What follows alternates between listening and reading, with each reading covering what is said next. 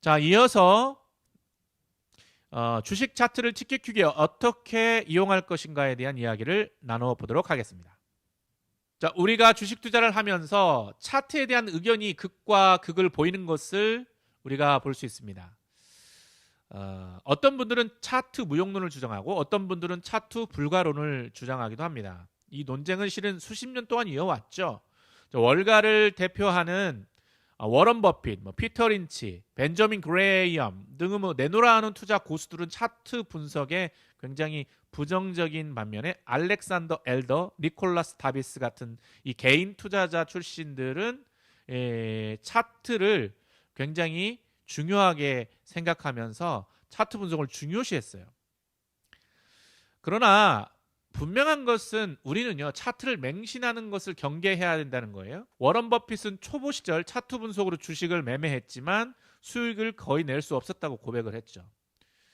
그러나 많은 분들이 이 차트를 맹신하는 경우가 많아요.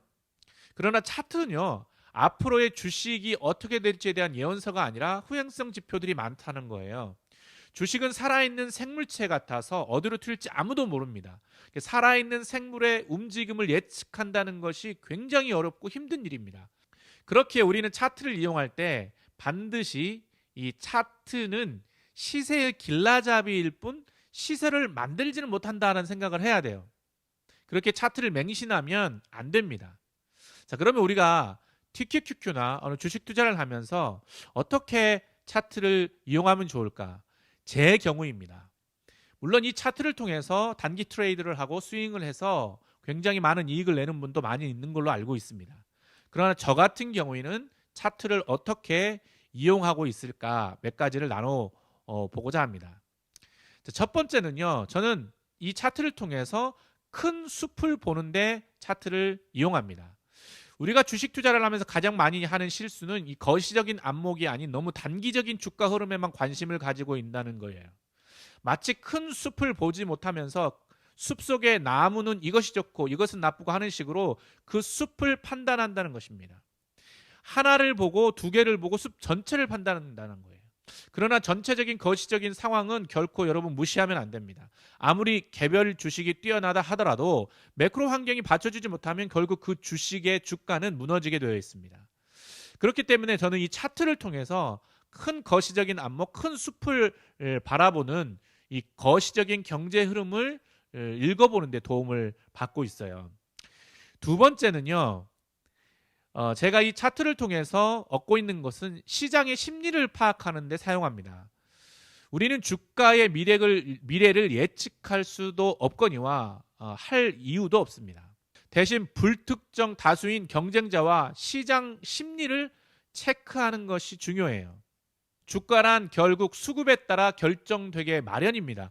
누가 얼마만큼의 힘으로 시장을 장악하고 있는지, 그 추세가 언제까지 지속될지 파악하는 걸로 이 차트가 충분하다는 거예요. 차트는 주식이 걸어갔던 발자취를 기록한 겁니다. 그리고 끊임없이 역사는 반복됩니다. 그렇기에 차트를 잘 분석하면 인간의 심리와 성향이 눈에 보여요.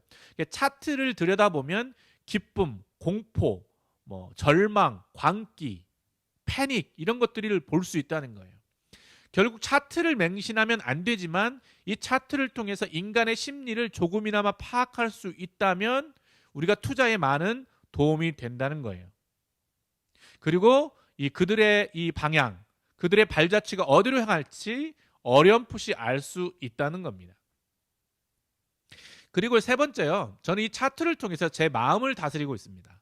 자, 요즘같이 주식이 갑자기 오르면 우리들은 극도의 포모가 생기게 됩니다. 이를 억누르기란 여간 어려운 것이 아닙니다. 제가 얼마 전에 포모를 이겨낼 수 있는 방법을 영상으로 만들어 게시를 했는데요. 저는 특히 이 차트를 보면서 이 포모를 이겨냅니다.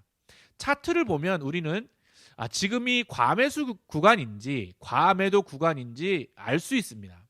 전문적인 지식이 없어도 알 수 있어요. 이동평균선은요, 주가가 일정 기간 동안 움직인 가격 변화 흐름을 평균 값이죠. 이동평균선을 보면 골든 크로스, 데드 크로스 이런 것들을 알 수 있고 단기적인 저항과 이 지지 구간을 또 알 수 있어요. 또 뭐 장대 양봉이나 이런 것들과 장대 양봉이 있는 상태지만 거래량이 적다면 그 주가는 허상일 수 있고, 그렇기 때문에 적어도 이런 것들을 보면 적어도 언제 주식을 사면 안 되는지 정도 어렴풋이 알 수 있어요. 자, RSI가 70 이상이 되면 매수하지 않는 것이 좋고, 스토캐스틱에서는 80 이상에서 매수하면 안 된다는 것을 우리는 알 수 있습니다.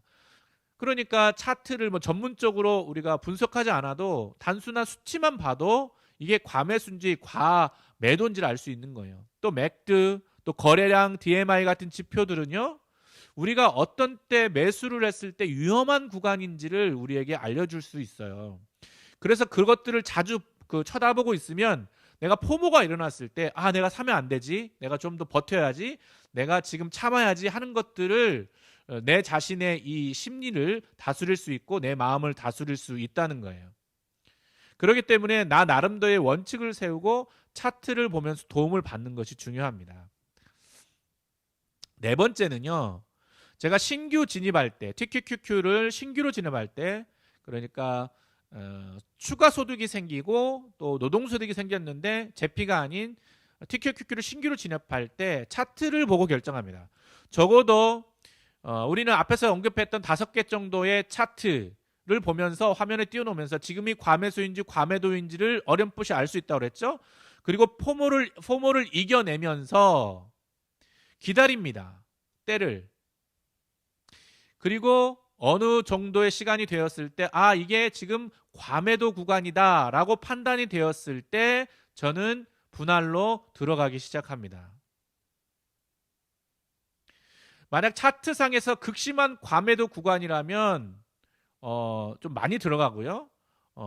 좀 중간 수치다 그러면 들어가긴 들어가야 되는데 중간 수치다 하라면 조금씩 분할 매수로 들어갑니다.